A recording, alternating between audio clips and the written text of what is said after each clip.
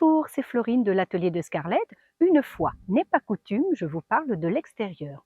Il y a quelque temps, j'ai des amis qui ont un tractopelle dont le fauteuil devait être restauré. Ils m'ont demandé si je pouvais faire une restauration donc de cette housse de fauteuil en simili-cuir avec du passepoil. Autant vous dire que je ne l'avais jamais fait et je me suis dit pourquoi pas et je me suis lancée. Je vous ai fait donc une vidéo, ce n'est pas un tuto, hein, mais je vous ai filmé les étapes donc de cette restauration et j'ai demandé à Christian et à Adeline de prendre des photos du rendu donc de ce projet. J'en profite pour remercier Christian et Adeline de m'avoir fait confiance pour ce projet. Trêve de bavardage, je vous laisse avec la vidéo. À bientôt!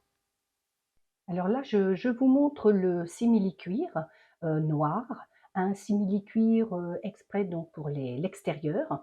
Il est ultra résistant, vous voyez, il n'est pas très épais, ultra résistant et surtout, je vous rappelle que c'est pour une housse de fauteuil de tractopelle qui donc est souvent lavée au Karcher. Ici, nous avons le passepoil qui est jaune. Et voilà, je vous montre l'épaisseur du passepoil, voilà, et qui fera une petite touche de rappel, je dirais, pour le jaune du tractopelle.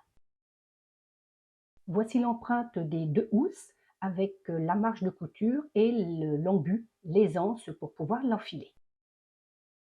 Un petit moment de coupe avec mes ciseaux pour couper le simili-cuir.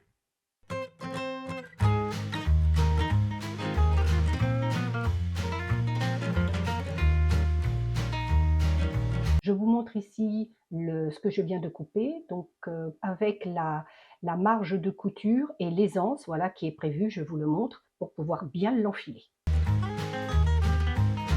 Je vous montre ma couture qui sera derrière pour faire mes 147 cm de tour. Voici le pied de biche que je vais me servir pour coudre le simili-cuir ou le cuir. C'est un pied de biche en téflon. Il n'abîme absolument pas le cuir ou le simili-cuir.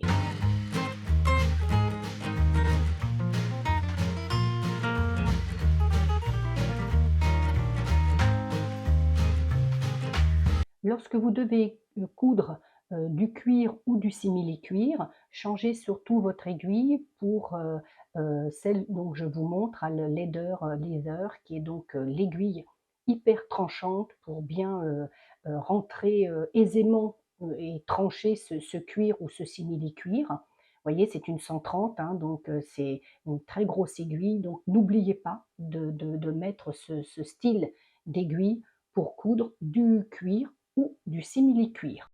Voici ce que cela donne lorsque l'aiguille est installée avec le pied de biche en téflon.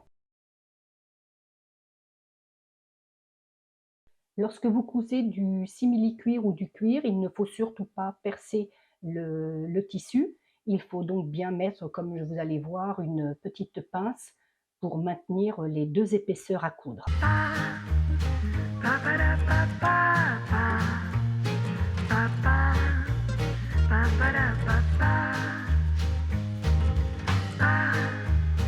Voici le résultat une fois le passepoil cousu sur le dessus.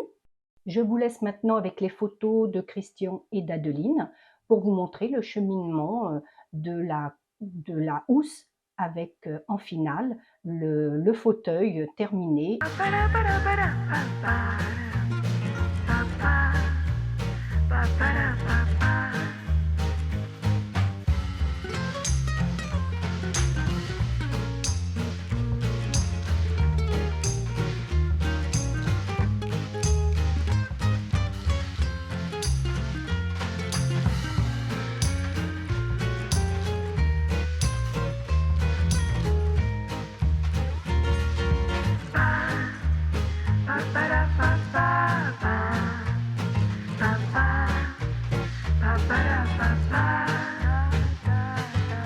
Si vous avez aimé cette vidéo, pensez à mettre un petit pouce bleu, ça fait toujours plaisir, et abonnez-vous à ma chaîne.